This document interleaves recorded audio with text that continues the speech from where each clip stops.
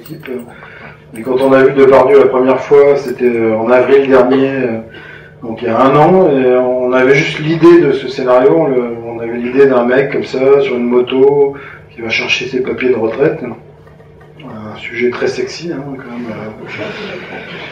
Mais à la fois, on voyait que lui, donc on connaissait pas Depardieu, on a trouvé son numéro de téléphone, on l'a appelé, il connaissait pas ni l'émission que j'ai dit tout à l'heure, il connaissait rien, donc on a débarqué dans son resto et on lui a dit voilà, c'est cette idée-là, est-ce que tu es d'accord ou pas? Et il a dit oui, ça m'intéresse. Et en fait, s'il avait dit non, on n'aurait pas fait le film parce qu'on voyait que lui pour faire ce truc-là.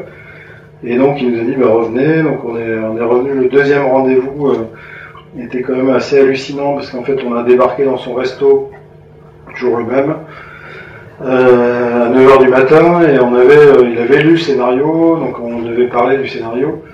Et puis il se trouve qu'il y avait un petit monsieur hongrois qui était là en costard cravate et il nous a dit mais attendez, avant qu'on parle du scénario, il faut que je fasse un assemblage de vin. Donc, on ne savait pas ce que c'était, mais et en fait donc il y avait ce gars-là parce que lui il a des vignes un peu partout. Et donc ce gars-là a posé 4 bouteilles de vin sur la table, c'était des cépages, Syrah, Grenache, Merlot, et un cépage hongrois qui existe qu'en Hongrie, autour du lac Balaton.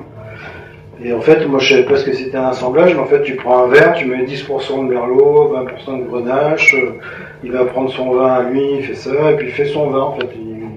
Puis avec son gros nez, il faisait comme il sentait, et puis donc on s'est retrouvés à tabler autour de petits hongrois et de Depardieu, et il a dit, donc voilà, c'était un moment astronomien, puis il y avait des ouvriers qui étaient là, donc on s'est retrouvés une quinzaine autour de la table à goûter ce nouveau vin, et après on a parlé du scénario, et il a dit j'aime bien, mais en fait il nous a dit, je me rappellerai toujours, il a dit c'est pas un film sur le travail, c'est un film sur, parce que nous on était c'était pour nous un film sur le travail, c'était notre cheval de bataille à nous, c'est le social, le travail, et il a dit non, c'est un film sur l'amour, sur les femmes, et nous on disait oui, bien sûr, oui.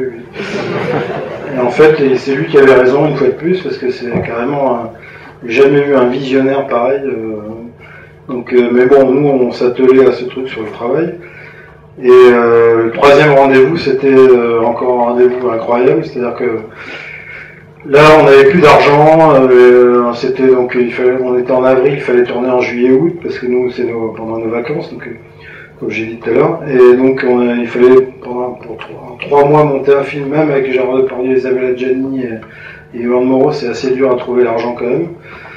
Et donc là, on s'est retrouvé à l'hôtel Lutetia à Paris, un grand hôtel avec Depardieu qui arrivait de je sais pas où, d'Azerbaïdjan, parce qu'il est toujours en train de circuler, et puis il y avait notre producteur qui nous avait présenté, parce qu'en fait on avait Mathieu Kassovitz comme producteur pour le film d'avant, mais là il voulait plus, donc il fallait trouver un autre producteur, et c'est Depardieu qui nous l'a présenté, un mec super sympa, qui fait Julie Lescaut à la télé, donc on s'est dit, ça doit être un mec bien.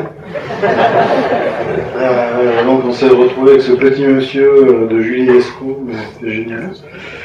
Et Depardieu revenait d'Azerbaïdjan, mais complètement fatigué, enfin je sais pas, il était vraiment azimuté, et je sais pas, on a terminé chez lui, donc il habite un 10 mètres carrés à Paris, il a 2 pièces avec des tableaux de maître de Marcel Duchamp, complètement fou, il nous criait dessus, il faisait comme ça.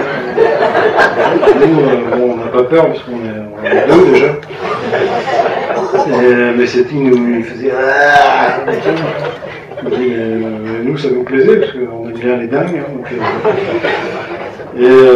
voilà, c'était notre 3e rendez-vous avec lui, je vous passe les détails, mais c'était quand même hallucinant. Donc juste un petit détail, c'est-à-dire qu'à un moment donné il venait, je vais vous montrer mes œuvres d'art, donc on avait 2 mètres à passer parce qu'il y a 2 pièces, il habite dans 2 pièces depuis 4 ans, donc il nous montre, là c'est un Marcel Duchamp, là c'est un machin, enfin je connaissais même pas les noms des sculpteurs et des machins, et après on repart dans l'autre pièce, on fait 2 mètres, et 2 minutes après il dit venez, je vais vous montrer mes œuvres d'art, donc là je me suis dit, là il est fatigué, il faut vraiment qu'on y aille, donc voilà, et puis on est parti, et Donc c'est quand même le plus grand acteur français qui vit dans un 10 mètres carrés. Bon, on va pas le plaindre, hein, il est bourré de thunes, mais c'est juste pour situer le personnage quand même qui habite dans 10 mètres carrés depuis 4 ans.